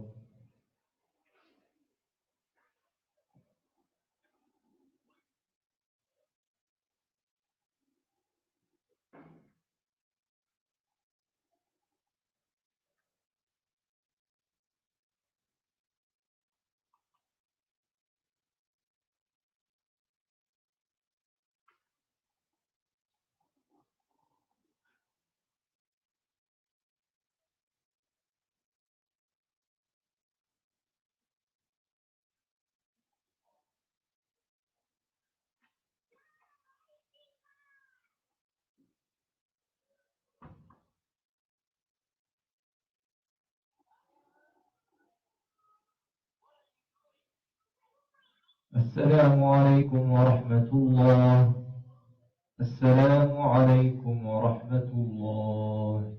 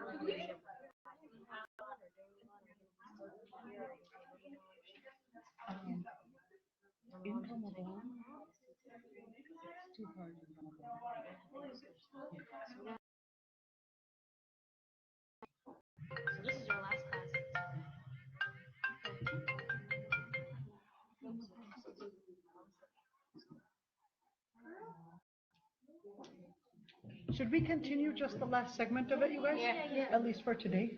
613. 483. 483.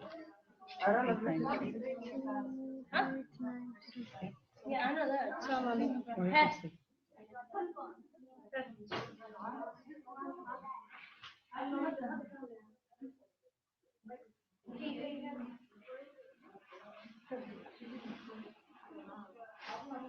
All right, so let's continue just inshallah, last couple of slides, inshallah. We'll leave at 9. So, like I said, with the Islamic education, I think if you are able to get that financial support, meaning like secular education, to give you the financial support.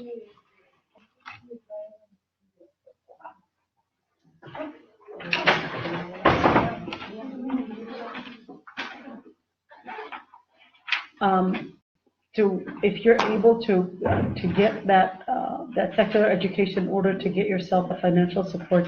This is fast. If you're not able, and of course, it's very important to distinguish between being a specialist in Islamic studies and between getting the ilm that every Muslim should know. All right, let's distinguish between the two. Because one is fard ayn, and the other, being a alim, is fard kifayah. Right? Fard ayn, every single Muslim must know, for example, the rulings of tahara, every single muslima, and in fact the fiqh for women is different than the fiqh for men. Right? There are lots of issues that relate to them. Having, for example, the ilm of salah, al-ibadat, generally worship, fiqh of worship, that this is at least the things that relate to your daily life. That's fard ayn. Right? Fard kifayah, and that's what, for example, that would depend on the person. So if, for example, you're a business person, you have to have the ilm of transactions, at least the basics of it. You have to, or else you're going to go into riba without you knowing, and gharar and all those different things without you knowing. But you have to have the basics of it. So the basic of it, this is fard ayn on every single Muslim. You have to have the basic of it. As for extra, to get ilm in extra things, to go in more details to become a specialist in that ilm, it would be more important to at least provide yourself with whatever maintains your life before you become a alima on Islamic studies. Are you guys understanding? So be able to at least maintain yourself with a degree that is going to help you get that financial maintenance. If you're not able to do, you wanted to be a alima and you wanted to jeopardize all that, at least take online classes, even if it's one class. And when we remember when we talked about the full coverage and the liability, we said the liability are things that everybody would want and everybody is mandated to take. The liability is usually done for cars that are not necessarily the high class and very expensive cars. Those that want full coverage, those that want the butter, are those that have valuable things. And that's the same thing. If you want to get the ilm, you want the full coverage, you have to work hard in order to gain the money to give you the ability and the capacity to gain an ilm al-shari and to be able to teach it. Because it's going to be very hard for you to teach that ulum, to teach those ulum, and very hard to get it. Because remember, if you don't have the maintenance, you're not going to be able to even have the money to pay for the tuition. You're not going to have even the money to pay for the tuition. So you have to find a way to work both of them in a way where it's to understand where the priorities are.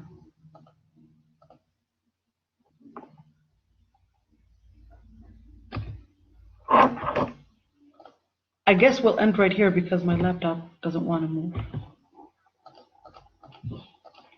We'll end right here, inshallah. Now, the question is, are we going to continue? We'll continue, inshallah, after Ramadan.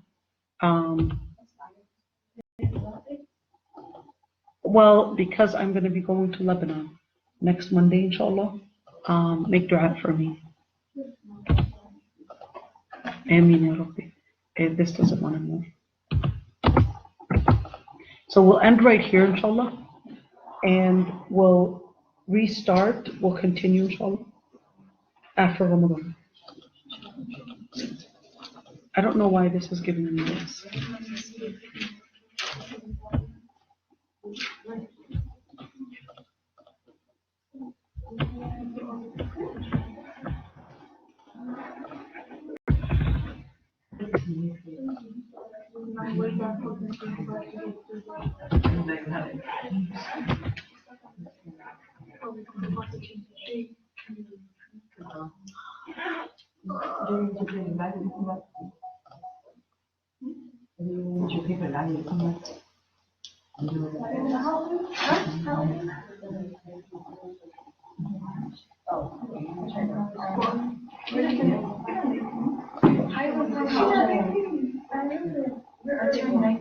You know what? How about we continue until 9? Finally, this thing is working. How about we just continue until 9? Should we do it until 9? Okay. Okay, hold on. Let me start it working.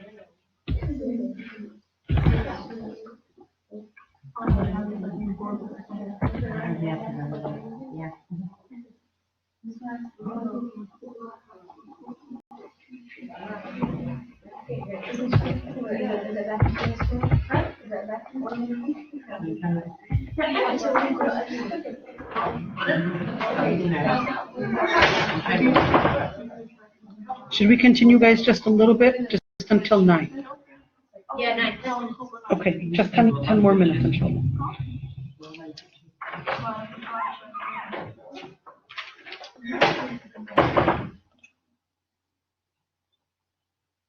And the other part I want to talk about is the issue of seeking ilm and marriage. Seeking education for women is harder than men. It's a lot harder because women have different physical, financial, and social social obstacles versus guys. They only have 2 obstacles. Guys, well, let's explain. The physical obstacles for a woman, her own body, is centered around her social life.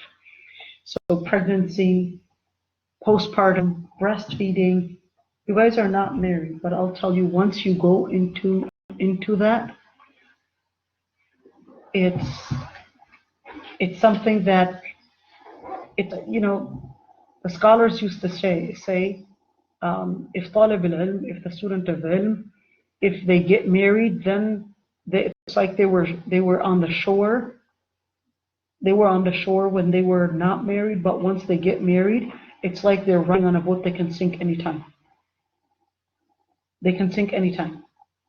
But for a woman, if you ride on a boat, it's not that you will sink anytime. It's that expect to sink. Very few will actually manage to move on. It's extremely hard to get to that. The pregnancy takes a lot. The postpartum takes a lot. Breastfeeding takes hours. The financial part. How are we going to maintain? If I'm going to have children, and at the same time I've got financial situation, what is a priority to cover? Well, definitely my bills and my bills and my rent. Those would be a priority before me even going up with a degree. The social life, husband, the children's responsibilities, those eat up all the time. The best thing to do is that, just like طالب العلم إذا تزوج فقد ركب البحر. If the student of ilm, if they get married, they're right there sailing and they can drown anytime. The best thing to do is make use of your time now. Before you get married, that's the best time to make use of it.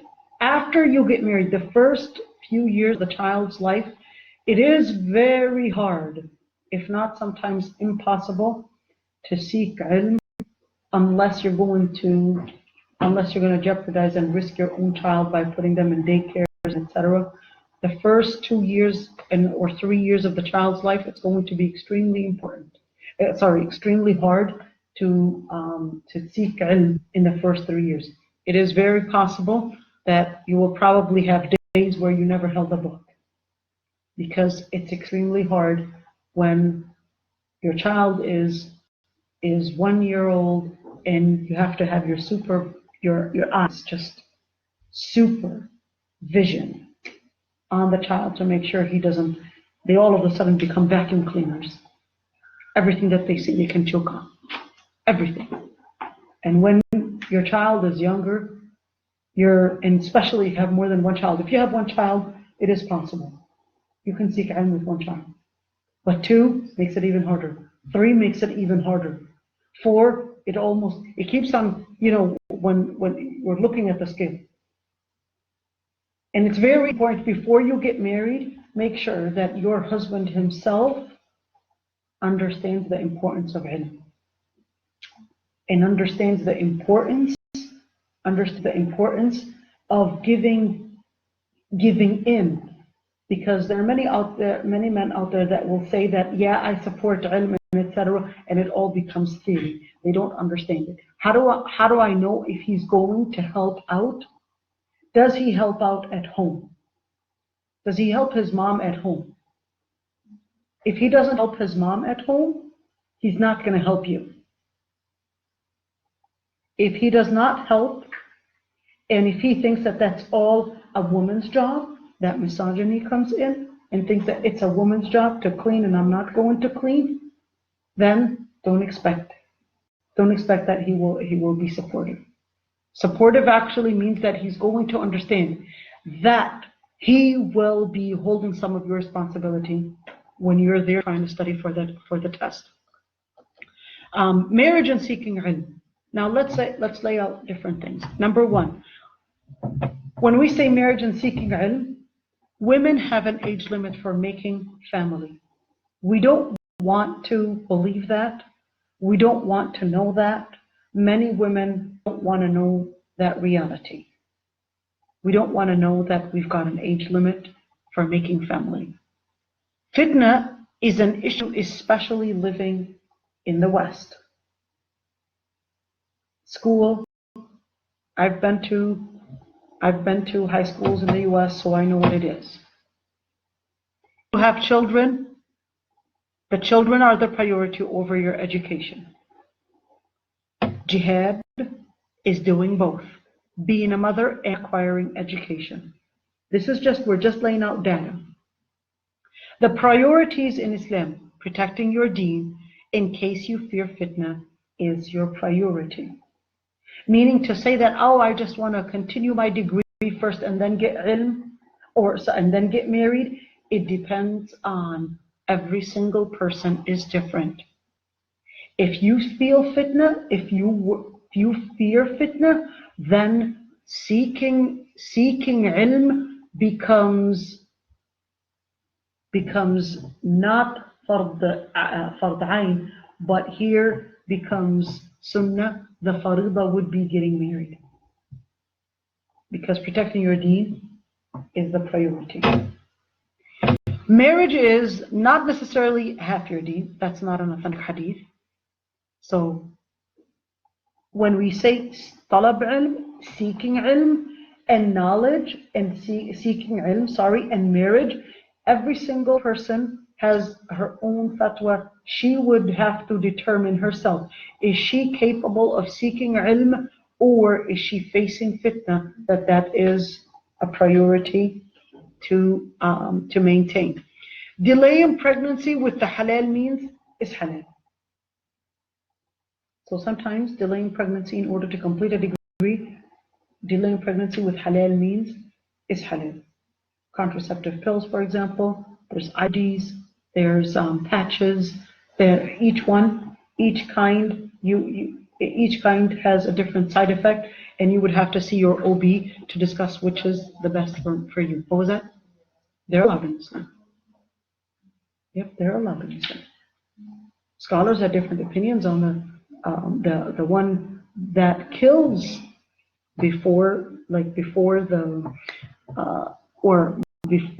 it becomes like a real embryo, but generally that's because which is the Marinera one. Scholars have different opinions on that, but the Paragard, it does not. The Paragard prevents the pregnancy from the beginning. The pills prevent the pregnancy from the beginning. Okay? There are a lot.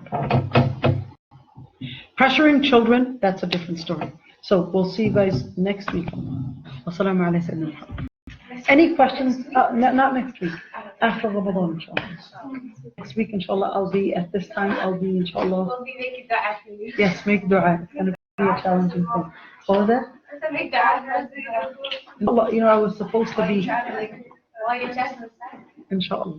Inshallah. Wassalamu alaikum, Muhammad. And